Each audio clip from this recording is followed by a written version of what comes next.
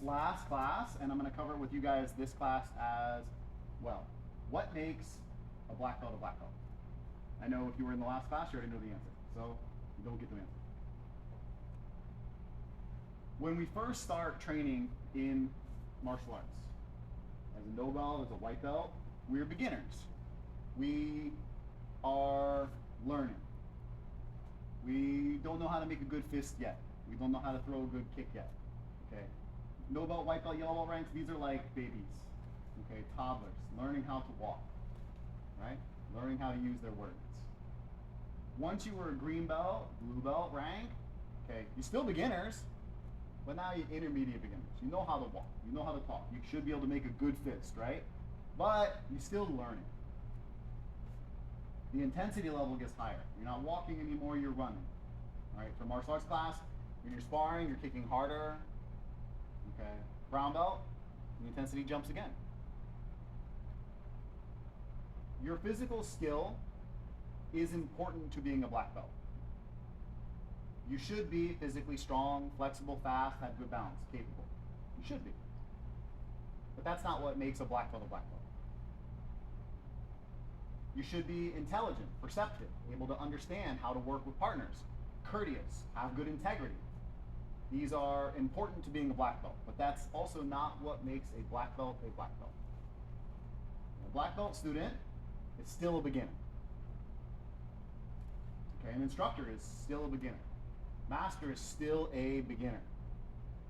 It's important that we always keep a beginner mindset. You are beginners. Whenever you step onto the mat, you are here to begin your training.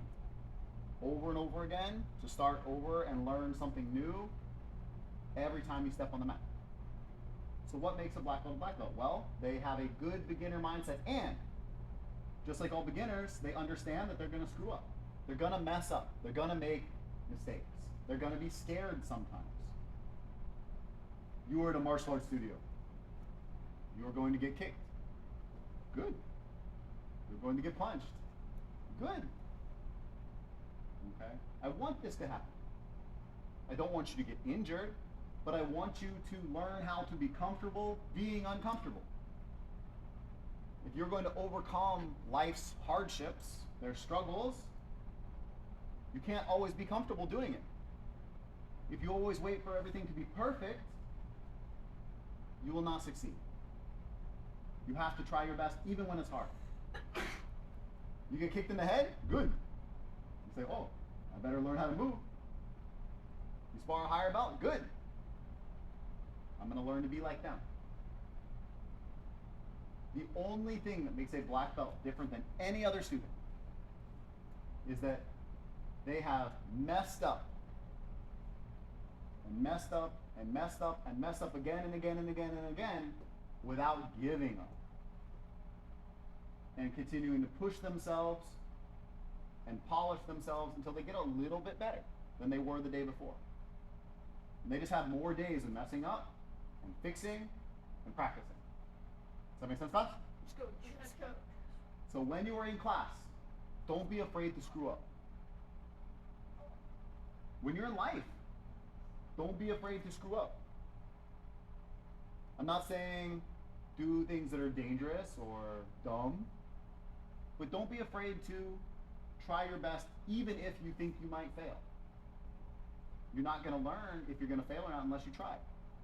You're definitely not going to get better if you don't try at all. If you do not try, you will not succeed. Does that make sense? So for a good martial artist, try. Try and fail. Try and fall down. Try and get hurt sometimes. Try and get kicked. Try and get bruised. And try and not give up.